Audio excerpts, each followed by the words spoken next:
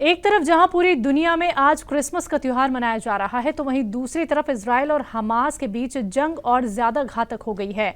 गजा के अब तक के सबसे खतरनाक युद्ध ने क्रिसमस से एक दिन पहले की शाम बैथलहम में निराशा का माहौल पैदा कर दिया।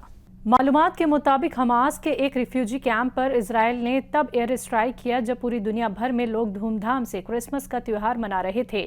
मीडिया रिपोर्ट से मिली मालूमात के मुताबिक बीते इतवार की देर रात इजरायली हमले में वस्ती गजा में अल मकाजी रिफ्यूजी कैंप में हवाई हमलों में कम से कम 70 लोग मारे गए और कई घर तबाह हो गए। वहीं गजा में हुए इस कत्लेआम के बाद हालात बेहद खराब हो गए हैं। इस हमले की कुछ तस्वीरें सोशल मीडिया पर वायरल हो रही हैं, जिनमें लोगों को अपनों की लाश लेकर बेतहाशा भागते हुए देखा जा सकता है। वहीं इस हमले पर फिलिस्तीन का भी कड़ा रुख सामने आया है। न्यूज एजेंसी रॉयटर्स के मुताबिक फिलिस्तीनी वजारत सेहत के तर्जुमान ने बताया कि ये गजा के अल मगाजी रिफ्यूजी कैंप पर हमला किया गया है। आपको बताते चले, गजा पर इतवार रात शुरू हुए इजरायली हमले पीर की सुबह तक जारी रही। फिलिस्तीनी मीडिया के मुताबिक इजरायल ने वस्ती गजा के अल बुरेज में अपनी हवाई और जमीनी गोलीबारी तेज कर दी है। तमिलनाडु से हिंदू मुस्लिम इत्तेहाद की एक बेहतरीन तस्वीर सामने आई है। यहाँ 17 से 19 दिसंबर तक तेज बारिश हुई, जिसके बाद यहाँ जबरदस्त बाढ़ आ गई। बाढ़ के हालात को देखते हुए यहाँ पर मुस्लिम बिरादरी के लोगों ने सभी मजहबों के लोगों के लिए मस्जिद के दरवाजे खोल दिए। तिरुनेलवेली और थूथुकुडी जिले में लगभग 50 मस्जिदों को राहत कैंपों में तब्दील कर दिया गया। मस्जिद में पनाह लेने वालों में ज्यादातर हिंदू थे। तमिलनाडु में जब मूसलाधार बारिश के कारण कई लोगों के घरों में पानी भर गया, तो मुस्लिम बिरादरी के लोगों ने मस्जिदों के दरवाजे खोल दिए। अकेले तिरुनेलवेली शहर के पास लगभग 1000 लोगों ने मस्जिदों में पनाह ली। एसडीपीआई के मोहम्मद गनी ने मीडिया से कहा कि अकेले थूथुकुडी जिले में 150 मस्जिदों में से लगभग 30 को राहत कैंपों में बदल दिया गया। 4 दिनों के दौरान मस्जिद में कोई नमाज नहीं हुई, क्योंकि नमाज के हॉल में बाढ़ मुतासिरीन थे। फंसे हुए मुतासिरीन को बचाने और उन्हें मस्जिदों में लाने के लिए कई मुस्लिम वॉलंटियर्स ने अपनी जान जोखिम में डालकर बाढ़ग्रस्त इलाके में गए। बाढ़ पीड़ितों को दिन में 3 बार गर्म खाना परोसा गया, जबकि बच्चों को गर्म दूध और ब्रेड बिस्किट दिए गए। लगातार बारिश के कारण होने वाली मुश्किलात के बावजूद वॉलंटियर्स ने मस्जिद अहाते में खाना तैयार किया और मुतासिरीन को खिलाया। मुस्लिम वॉलंटियर्स ने बीमार लोगों को दवाएं भी दी और कपड़े और कंबल भी मुफ्त में बांटे। जुनूबी तमिलनाडु के 3 जिलों थूथुकुडी, तिरुनेलवेली और कन्याकुमारी में 17 से 19 दिसंबर के दौरान भारी बारिश हुई है।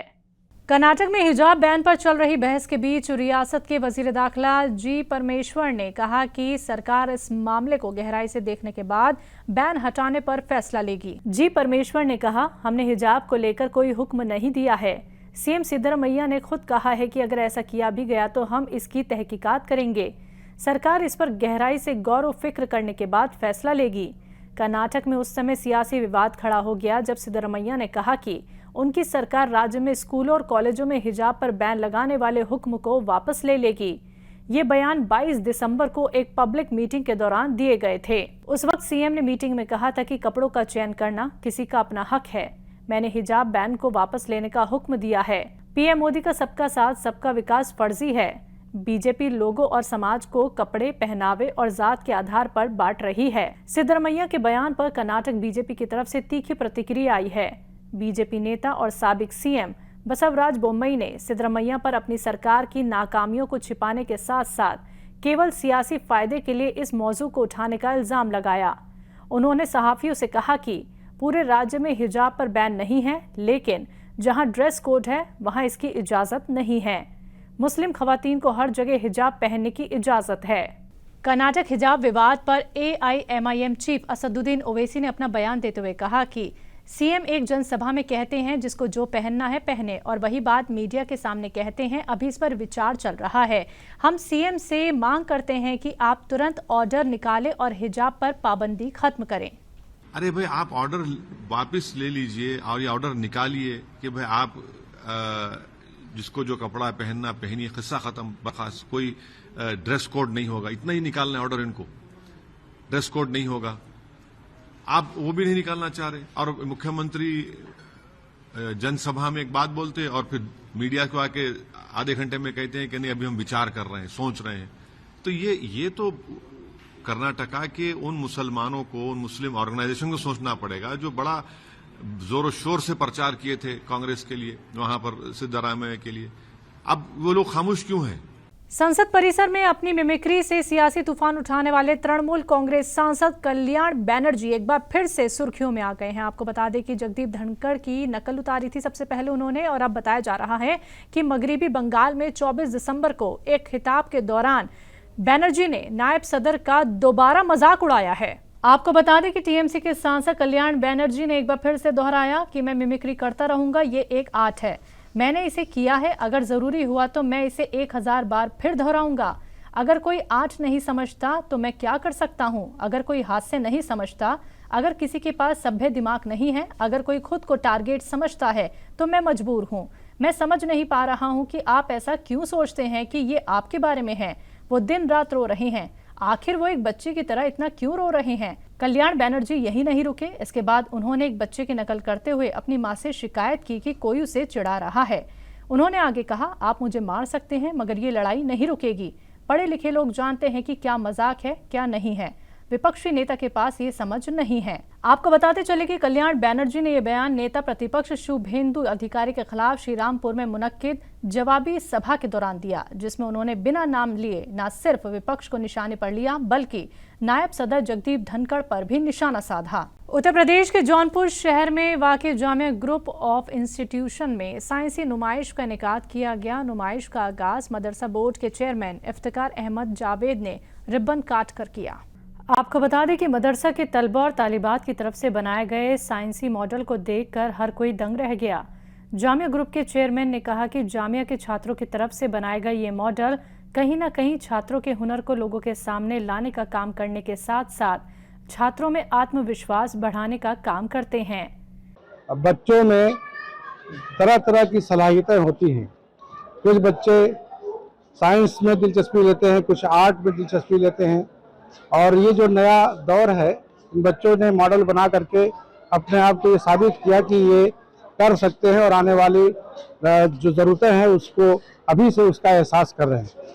और स्कूल और तमाम टीचरों की और मैनेजमेंट की जिम्मेदारी होती है कि उस स्किल को समझें और बच्चों को निखारने के लिए इस तरह के प्रोग्राम पेश करें ताकि उन्हें हौसला अफजाई हो। इस अवसर पर मीडिया से बातचीत करते हुए उत्तर प्रदेश मदरसा बोर्ड के चेयरमैन इफ्तिकार अहमद जावेद ने कहा कि उनकी हमेशा से कोशिश रही है कि मदरसों को जदीद तालीम के मैदान में आगे बढ़ाया जाए, जिसके लिए वो लगातार काम कर रही हैं।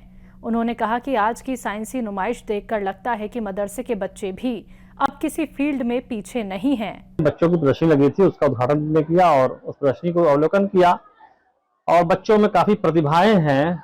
ये भी साबित किया बच्चों ने कि बच्चे कहीं के भी हों, किसी भी जगह हों, उनको अगर सही ढंग से गाइडेंस मिले तो उनकी प्रतिभाएं कहीं भी निखर के सामने आ सकती हैं और वो देश और समाज के लिए अच्छा कर सकते हैं। साबिक वजीर आजम अटल बिहारी वाजपेयी की 98वीं यौम पैदाइश मनाई जा रही है। इसी मौके पर मुल्क उन्हें सलाम पेश कर रहा है।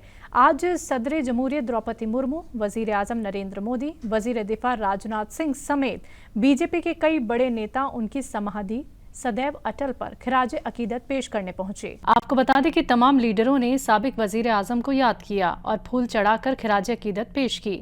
इससे पहले पीएम मोदी ने अपने सोशल मीडिया हैंडल पर अटल बिहारी वाजपेयी को याद करते हुए लिखा कि साबिक वजीर आजम अटल बिहारी वाजपेयी जी को उनकी यौम पैदाइश पर मुल्क के सभी लोगों की जानिब से मेरा सलाम। वो जिंदगी भर कौम की तामीर को तहरीक देने में मसरूफ रहे। भारत माँ के लिए उनकी लगन और खिदमत लाजवाल जिंदगी में भी तहरीक का जरिया रहेगी।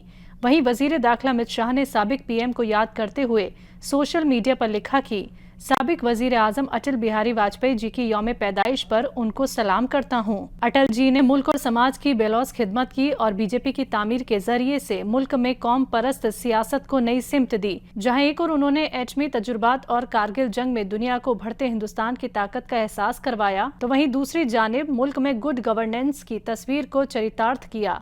उनके विराट योगदान को मुल्क हमेशा याद रखेगा। साबिक पीएम वाजपेयी को 6 साल तक कामयाबी के साथ गठबंधन सरकार चलाने का श्रेय दिया जाता है। इस दौरान उन्होंने सुधारों को आगे बढ़ाया और बुनियादी ढांचे को बढ़ावा दिया। 2018 में 93 वर्ष की उम्र में वाजपेयी का इंतकाल हो गया था। छत्तीसगढ़ के रायपुर से मुख्यमंत्री विष्णुदेव साय ने बीजेपी के संस्थापक अटल बिहारी वाजपेयी जी के जन्मदिन पर प्रदेशवासियों को शुभकामनाएं दी। साथ ही उन्होंने कहा कि 2 साल का बकाया बोनस 12 लाख से ज्यादा किसानों के अकाउंट में करीब 3700 करोड़ रुपए भेजा जा रहा है। भारतीय जनता पार्टी के संस्थापक श्रद्धेय अटल बिहारी वाजपेयी जी का जन्मदिन है, जिसको पूरा देश सुशासन दिवस के रूप में मनाता है। तो सबसे पहले तो मैं पूरे प्रदेशवासियों को सुशासन दिवस की बहुत बहुत बधाई देता हूं, शुभकामनाएं देता हूं। जो हम लोगों ने छत्तीसगढ़ के अन्नदाता किसान बंधुओं से वादा किया था कि अपनी जब 15 साल की सरकार थी 2 साल का बोनस नहीं दे पाए थे, तो 2 साल का एकमुश्त बोनस 12 लाख से ज्यादा किसानों को आज उनके अकाउंट में करीब 3700 करोड़ रुपया ट्रांसफर कर रहे हैं।